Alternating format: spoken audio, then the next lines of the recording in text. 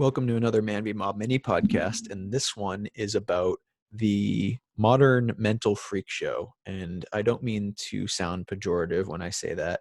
What I am saying is that we're in a strange position where previously we used to have circuses where we would have freak shows, sideshows for people with physical deformities, and we would look at them and say, well, that's strange, and laugh and point and ridicule. And is a pretty awful thing from modern standards. But we're doing the same thing today with mental illness, where we put it on display and we're like, oh, that's so weird. And we like to pair people with mental illnesses together and watch them like duke it out. And, we've seen it on Jerry Springer. We've seen it on daytime television and reality TV. And we're seeing it in the current presidential contest, where we have somebody with narcissistic personality disorder pitted against somebody with dementia.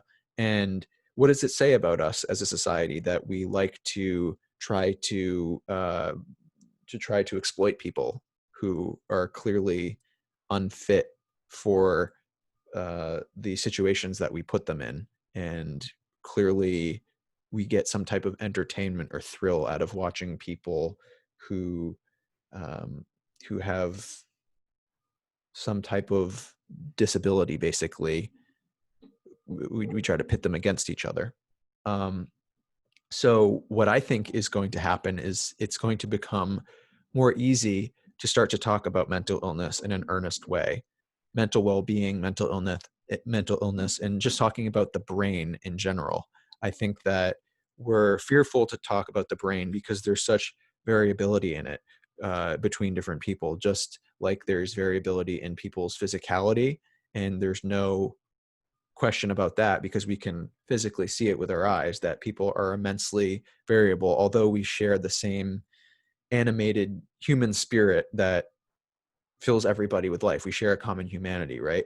Well, brains all are something we can't see. So there's sort of this unsettling notion that if they're different, then that could explain things that occur in society. And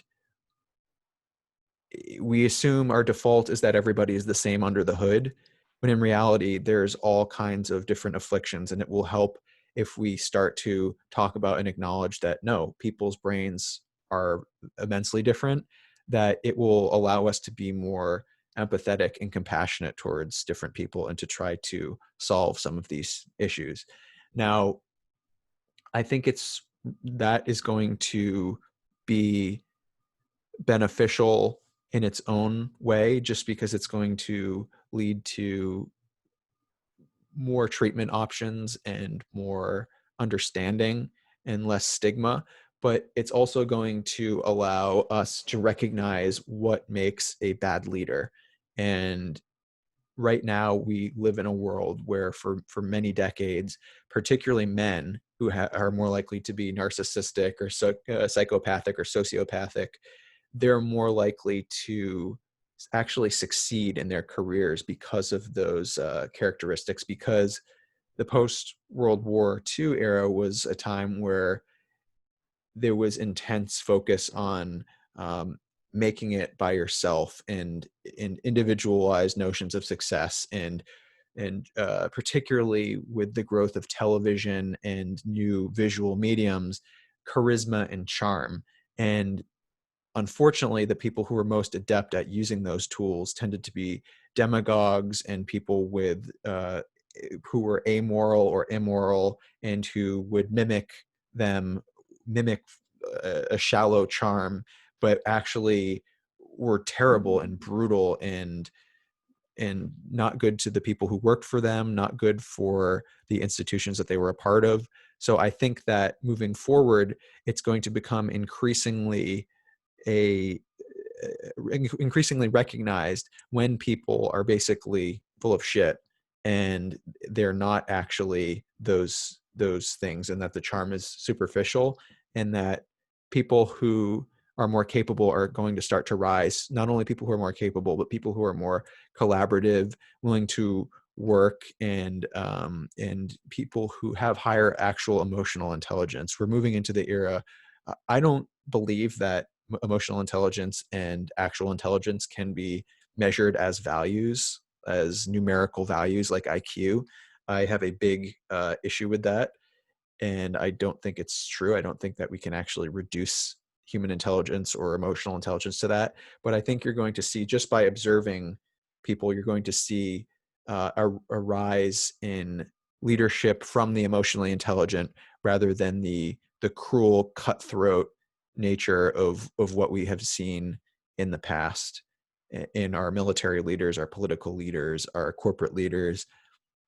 It's going to, instead of now, as it does now and in the past couple decades, pay a dividend of having those characteristics, it's now going to be increasingly detrimental. So let's have this conversation.